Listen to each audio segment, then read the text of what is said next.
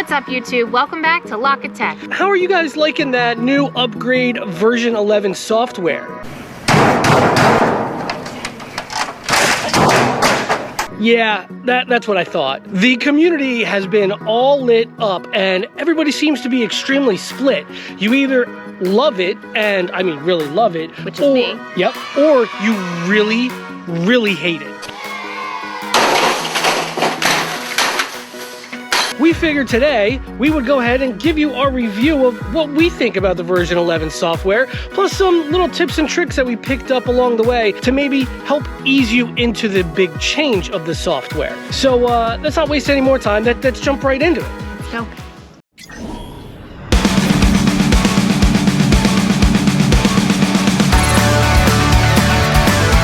I'm sure you know by now, but right around Christmas time, Tesla went and pushed out the biggest software update that we've seen yet. Version 11. It came out literally Christmas Eve, and they created a very big stir. Not just because of the really cool Christmas light show that they included in there, but also because it included a big change to the UI on the Tesla software. Coming from someone who doesn't like change, and with technology, once I learn it, I am golden.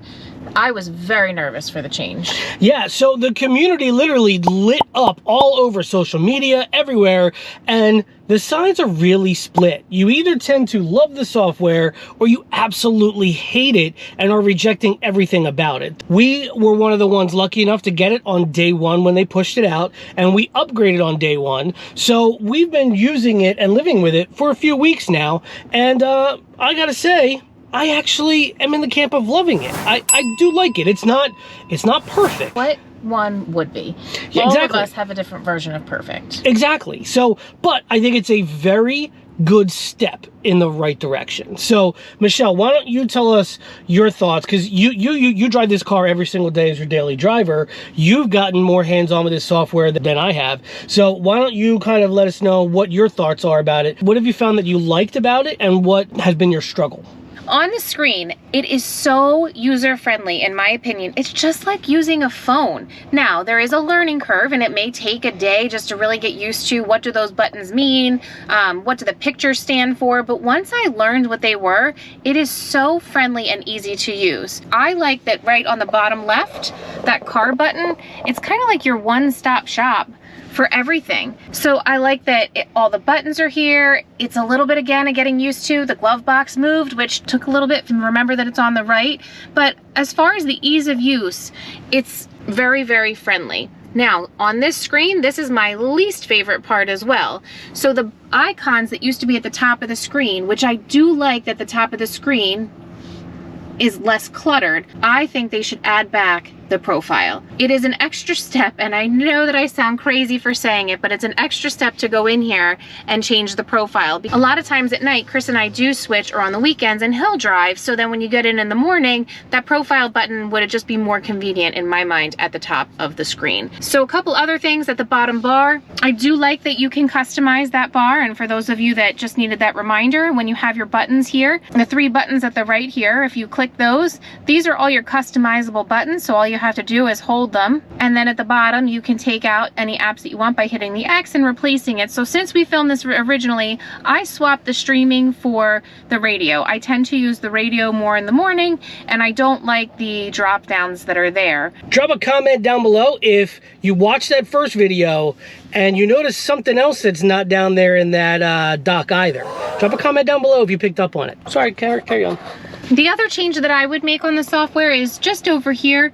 I'm not sure I still understand the purpose of the recents, but it is nice, I guess, that sometimes they're not the same, but when they're the same, it really doesn't make sense in my mind. Are you on the side of you like the changes, or are you on the side of no, you don't really like the upgrade? I absolutely love the changes, and I don't like change, as I started off by saying in the video, but these changes made sense to me. They're very easy to follow, so if you just take a little bit of time, I hope that you start to love it as much as I really find it to be user-friendly. I personally love it, but I'm also somebody that loves change. I get bored easily. I think it's why I got into tech to begin with anyway, because tech seems to change like every month or every other month, and I just always love to learn new things. I was all about this change. I think overall, this is a fantastic step in the right direction. It's a lot more intuitive, and it makes more sense for where our generation is in general, right? Everybody is so based off of using a phone or a tablet or some type of personal device or things like that. This now moves and operates just like that. It's just intuitive. It's kind of like the reason why so many people love Apple. It's just easy to learn and pick up. For all of us Tesla owners that have had Teslas for a while, we were used to the previous UI. I get why a lot of people are very much against the change. Change is hard. It's different. It's a new way to learn to do things, and I understand that that's an inconvenience and why so many people don't like it. But I really do think that for all the new Tesla owners that are coming down the pike, look at all the orders that are out there. We're over 1 million orders on the Cybertruck. This is going to be so much easier for new Tesla owners to come in who aren't used to the old system. They're going to get in, and it's going to be easy to pick it up. I remember when we test drove the Tesla for the first time, we were so confused when we looked at the screen. We're like, where's this and what does this do? It was overwhelming. Yeah, it was when we test drove it. Now, you're still going to have a slight overwhelming piece because it isn't like your normal car, but I think this is easier to pick up. So is there any other things that you've picked up that we didn't share the first time? Everything is still here, and a lot of it is still one-touch access. It's just a little bit different how you do it. Like before, you would just tap the car icon, and then the glove box button would be like right around here. It's still here, and you can still get to it from the one-touch access of just touching the car. It's just in a different spot. It's up there. I actually feel like there's more now that's accessible on one touch because they added more to this initial screen when you first pull it up. And one of the things, earlier the seatbelt was on, but one of the things that I do love is the home garage being here. We always had that option with the button, and it used to be at the top of the screen, but I really do like that large button here, and as soon as you do put it in reverse or whatever it is, it'll give you the 20 feet, 50 feet, whatever it is before it works. Yeah, the one thing I can tell you that I hate, and this is probably the only thing that I truly dislike about the setup, I hate this recent section here. It needs to be customizable, that we can opt to have that be recent, or we can have it just extend and have more app icons that we can program to set there. Give me the option to get rid of this because I don't need to see my recents. That's just, I find that annoying. I do kind of like the split of the temperatures, how they now put this one on the driver's side, this one on the passenger side. That just makes more sense to me. I mean, like I said, a lot of this I really do like, and I feel like it makes sense.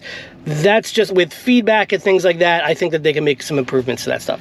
Well, speaking of the temperature, that's one thing I do like. When you go in here now, they now have an auto for your seat warmers, which is a nice little upgrade in and of itself. On the screen over here, you get to see when your depart time is set if you use that function. So they've added more to this one-touch screen without going into other screens as well. One other thing to note is they changed some of the language. So in order to have the same temperature on both sides, you would hit split, or then if you wanted to adjust it and not, you would touch it again. The way it was before, and the way it is with almost all vehicles. I think it said sync. Yeah, normally it says sync, and you hit that when you want to synchronize both sides of it. Now it says split, so you're kind of going the opposite. So now you got to hit the button not when you want to sync it, when you want to have dual zone. But it is nice too that when you get that, you also can see, oh yeah, my seat is on auto. Or in the morning recently, we've had snow and ice, so it is really convenient just to have the touch of the buttons right there.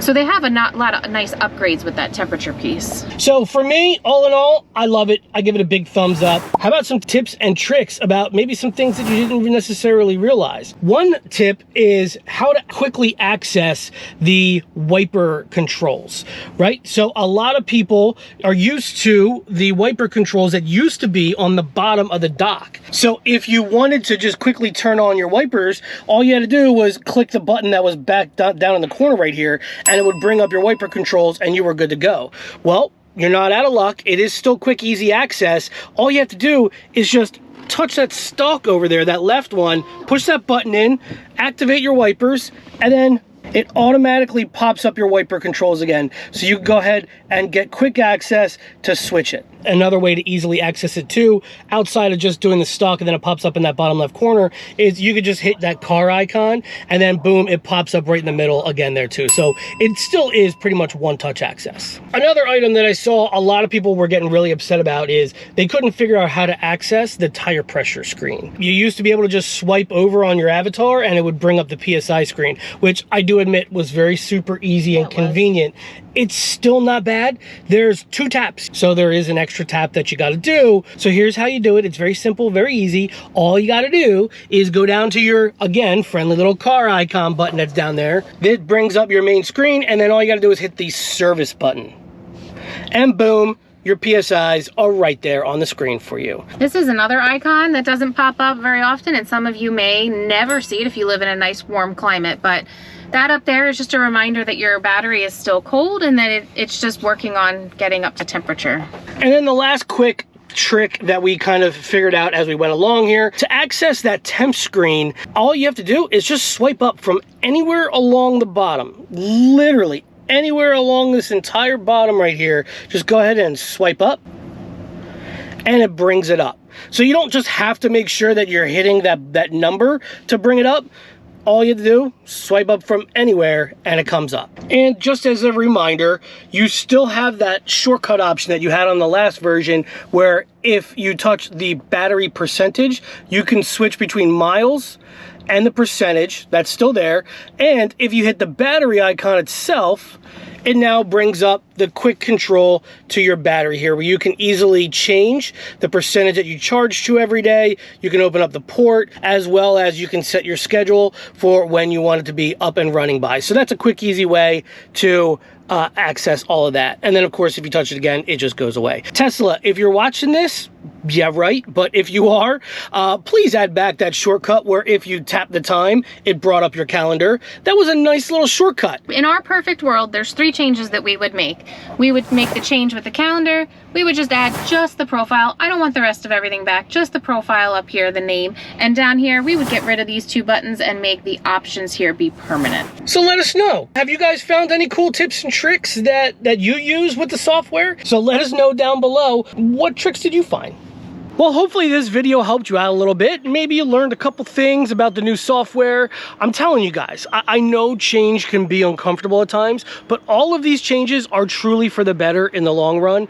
It just makes it more intuitive. It makes it easier for all those new Tesla owners that are going to be joining us. I hope I like the next one as much as I like this one. That's my fear every single time, but I don't know. I like this one. Yeah, I think it's great. Now, there's still some fine tuning. Remember those 3 things, Tesla. You know, maybe we can add them in. But for the most part, it's really solid. So if you found anything in this video helpful, or you just liked watching it, make sure to smash that like button. That's right. And while you're down there, guys, make sure to subscribe if you haven't already. We have videos coming out all the time about Tesla. If you're thinking about buying a Tesla, or if you just got one and you just want to see some Tesla shenanigans, go ahead and subscribe, because those are the type of videos that you'll get from the channel. Thanks so much, as always, for watching, guys, and we will see you next week with another one. Thanks, everyone.